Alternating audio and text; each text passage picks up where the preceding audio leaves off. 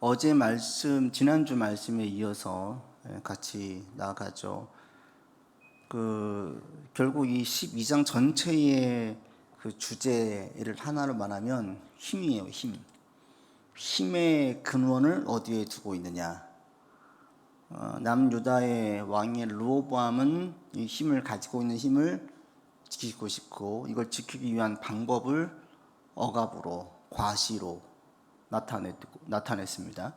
그리고 뒤에 이어지는 북이스라엘의 왕인 여로보암은 그 힘을 지키기 위해서 종교를 이용해 이스라엘 백성들 그 민심이 계속 자기에게로 향하게 하도록 이용하는 것을 볼 수 있습니다. 그러니까 힘의 근원을 어디에 뒀느냐, 사실은 이제 그 문제예요. 우리가 하나님이 나의 힘이십니다 라고 고백을 했는데, 힘의 근원을 누구에 어디에 두었느냐에 따라서 그 힘을 지키고 그리고 힘을 과시하는 방법이 다 다른 거죠. 여기 나와 있는 이 르호보암은 결국 이스라엘 이 본문을 기점으로 남북으로 쪼개지잖아요. 역사적으로 볼 때 너무너무 중요한 순간이고, 이 이후로 다시는 봉합되지 못하고 결국은 계속 쪼개져서 두 나라로 가다가 멸망을 하게 되었습니다.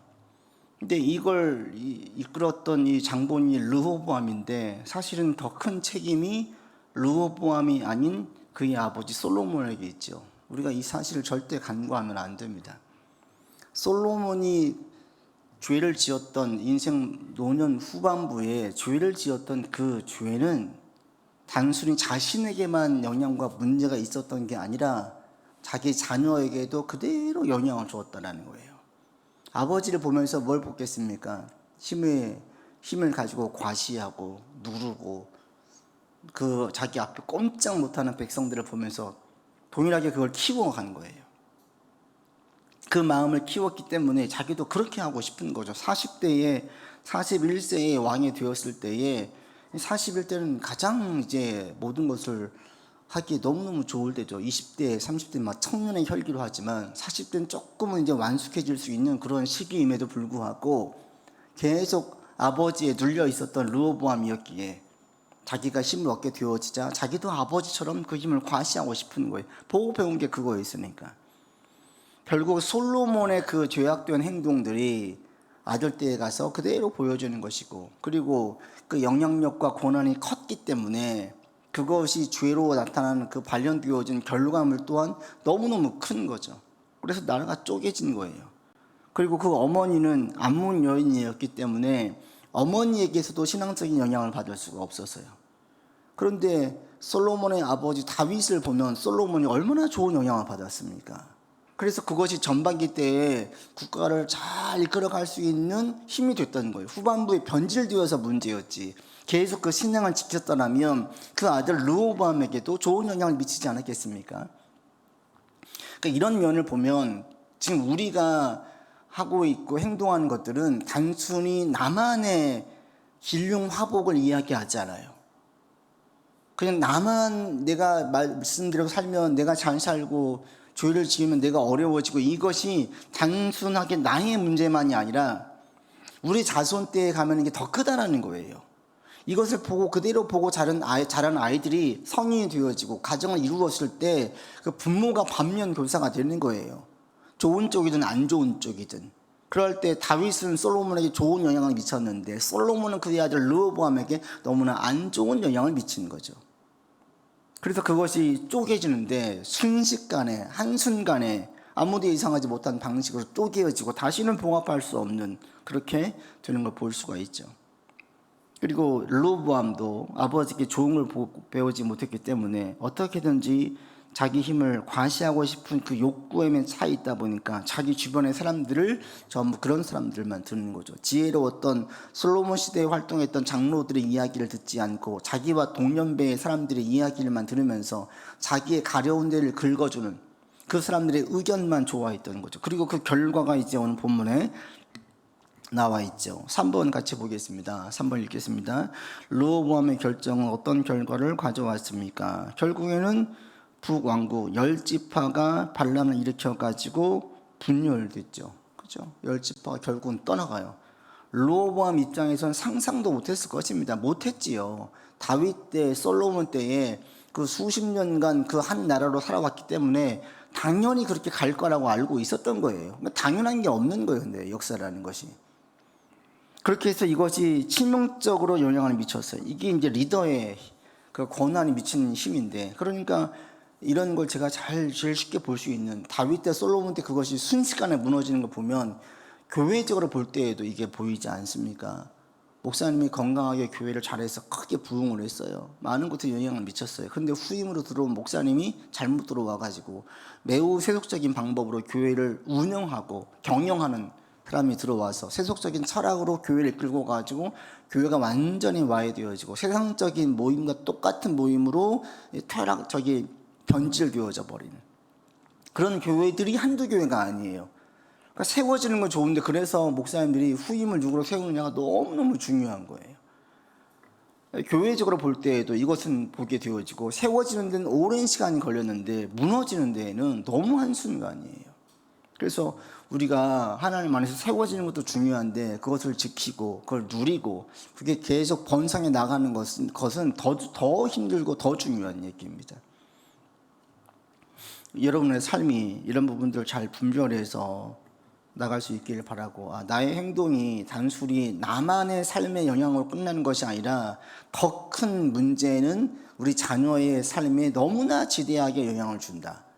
이게 좋은 쪽으로 영향을 줄지 안 좋은 쪽으로 영향을 줄지는 우리가 지금 어떻게 행동하느냐를 보고 애들이 계속 보고 배우고 있다. 이 사실을 절대 우리가 잊지 않기를 바랍니다. 이게 지혜예요. 솔로몬은 여인들에게 눈이 어두워지자, 이방 여인들에게 눈이 어두워지자 이게 전혀 보이지 않아요. 이런 지혜가 다, 이 총기가 다 사라져 버렸어요. 4번 보겠습니다. 르호보암이 이스라엘 지파들을 통합하기 위해 시도한 것은 무엇입니까? 21절 읽겠습니다. 르호보암이 예루살렘에 이르러 유다 온 족속과 베냐민 지파를 모으니 택한 용사가 18만 명이라. 이스라엘 족속과 싸워 나라를 회복하여 솔로몬의 아들 르호보암에게 돌리려고 했어요. 그러나 22절 하나님의 사람 스마야가 이것을 말리죠. 그리고 전쟁이 되지 않아요. 결국 르호보암은 자기가 계속 얘기했던 그 힘으로 누르려고 했는데 누를 수가 없었죠.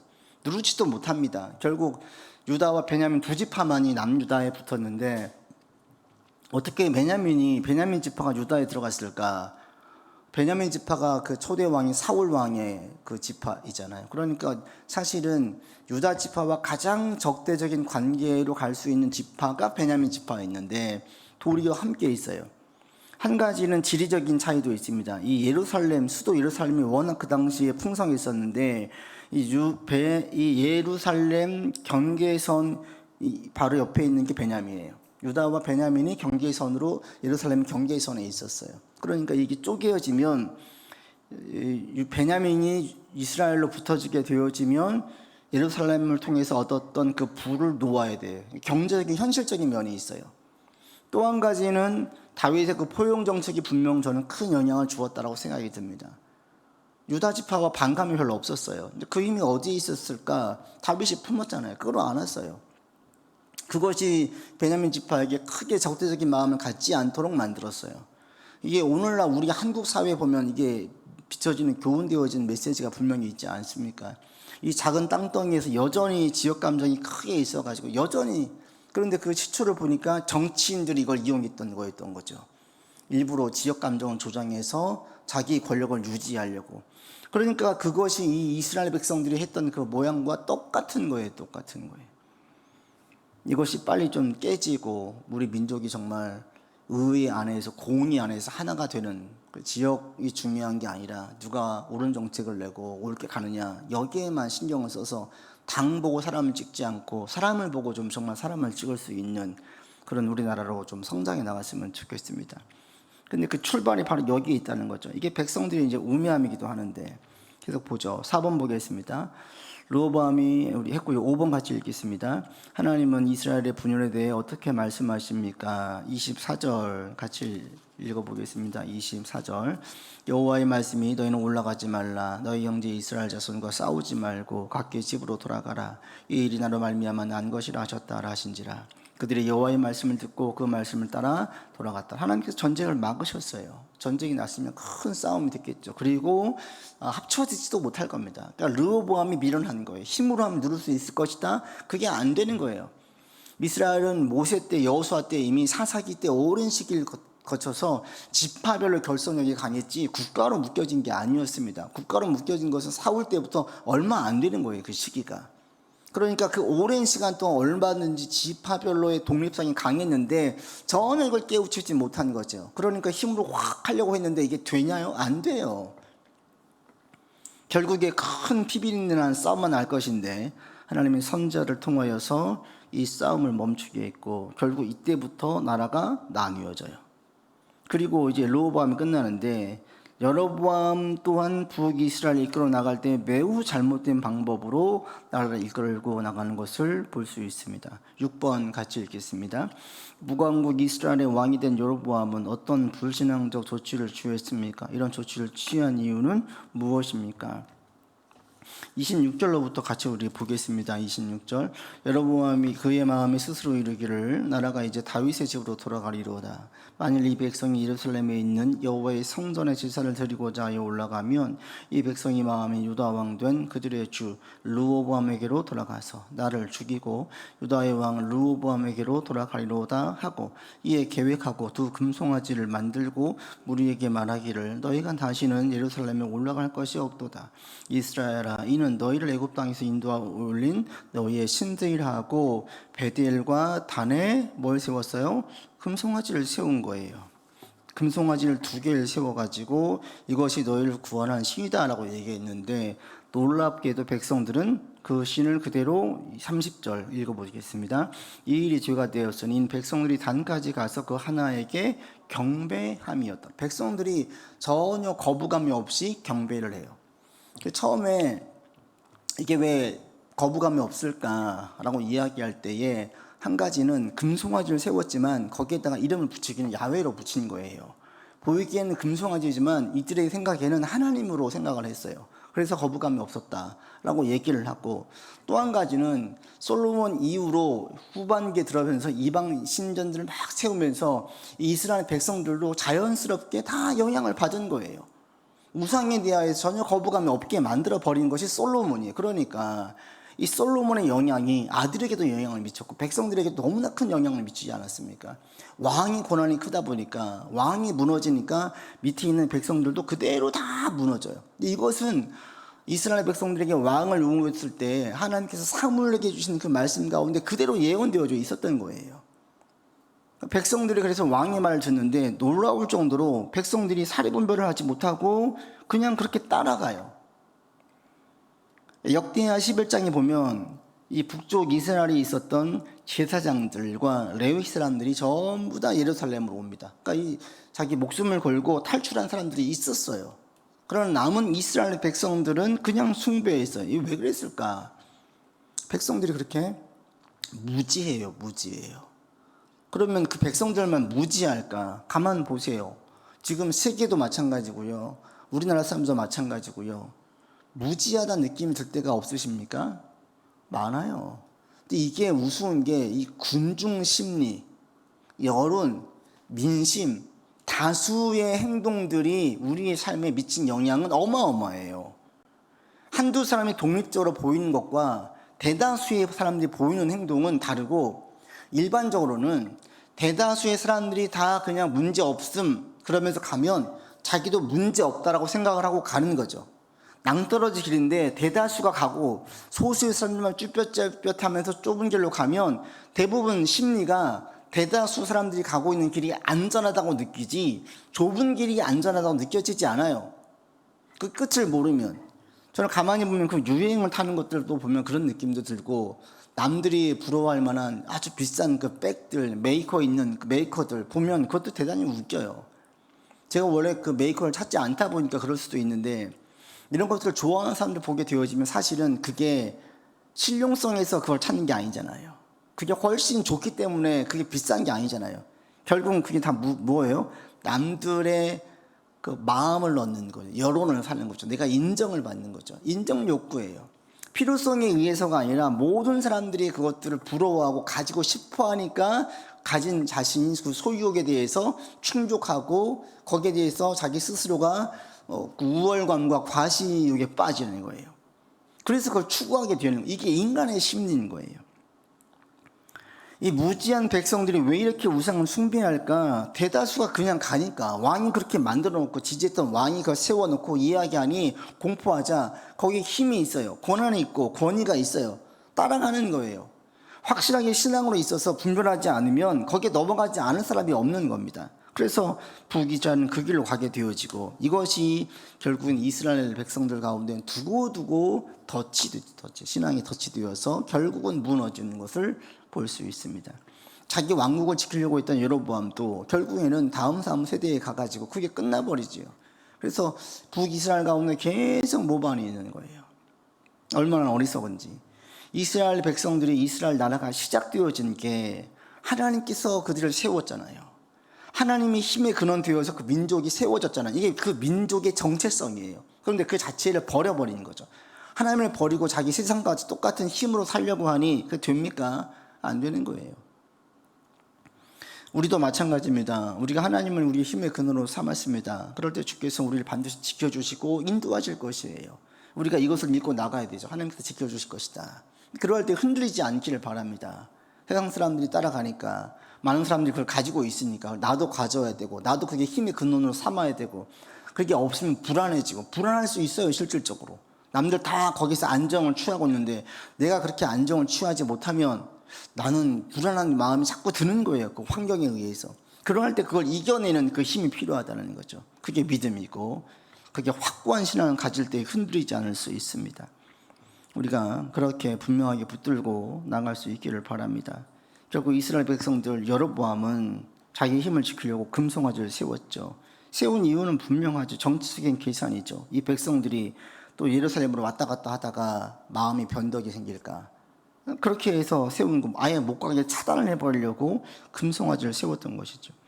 7번, 8번 같이 보겠습니다. 7번, 여러분 종교개혁은 백성에게 어떤 영향을 미쳤습니까? 30절 같이 읽겠습니다. 이 일이 죄가 되었으니 이는 백성들이 단까지 가서 그 하나에게 경배해서, 그렇게 경배했던 우상숭배를 버젓이 법적으로 합리적으로 정당화시켜버렸어요. 이게 죄가 되었다는 거예요. 8번 보겠습니다. 여로보암은 어떤 방식으로 종교 체계를 왜곡했습니까? 31절, 32절 봅니다. 그가 또 산당들을 짓고 레위 자손 아닌 보통 백성으로 제사장을 삼고 8째 달 곧 그 달 15째 날로 절기를 정하여 유다의 절기와 비슷하게 하고 제단에 올라가되 베들에서 그와 같이 행하여 그가 만든 송아지에게 제사를 드렸으며 그가 지은 산당의 제사장을 베들에서 세웠더라. 자기 마음대로 정한 달, 6월절 절기가 분명히 있는데 절기 다 무시하고, 제사장 무시하고, 자기 마음대로, 자기 좋은 대로 세워놓고, 이게 신앙이다, 이게 하나님이다, 이게 우리를 구원할 분이다 라고 나아가는 거죠. 율법을 무시하고 철저하게 자기 마음대로, 자기 임의대로 세워가지고 이게 신앙인 것처럼 밀어붙였지요. 그래서 나라도 무너지고 백성도 타락하고 하나님의 보호는 떠나갔고, 결국은 잠깐 반짝인 것 같았지만 그건 순식간에 무너지는. 우리가 이런 것들을 분명히 알게 되어지면 우리 개인을 볼 때에, 또 우리 나라를 볼 때에도 우리가 분명하게 알고 있어야 돼요. 어떻게 가는 것이 정말 나라가 부강해질 수 있고, 우리가 어떻게 살아가야 정말 견고해지고 안정되게 삶과 가정을 세워나갈 수 있는지 우리에게 분명히 보여주고 있지 않습니까? 우리가 이 부분을 보면서 지혜를 얻기를 바라고, 다시 한번 힘의 근원이 오직 하나님의 힘을 고백하고, 또 우리의 민족이 우상 숭배에 빠지지 아니하고 전체 공동체가 잘못된 길로 들어갔을 때 그것이 분별 없이 따라가지 않기를 함께 우리가 깨어 기도해야 되고요. 우리가 그런 부분에서 분명한 소리를 낼 수 있어야 됩니다. 그러기 위해서 우리가 그런 삶을 추구하고 그 삶을 중요하게 여겨야 되겠지요. 성경을 통해서 분명하게 말씀하시는 것은 하나님의 힘이 그런 삼을 때에 그 사람 무너지지 않고 그 민족 망하지 않습니다. 이 사실을 분명하게 붙들고 우리가 오늘도 하나님을 나의 힘의 근원으로 고백하십시다. 그리고 하나님, 백성의 군중 심리에 끌려가지 아니하고 하나님 보시기에 옳은 대로 힘을 쓰는 우리가 되기 원합니다 라고 함께 고백하고 우리의 가정, 이 민족을 위해서 그렇게 기도하면서 나아가기를 원합니다.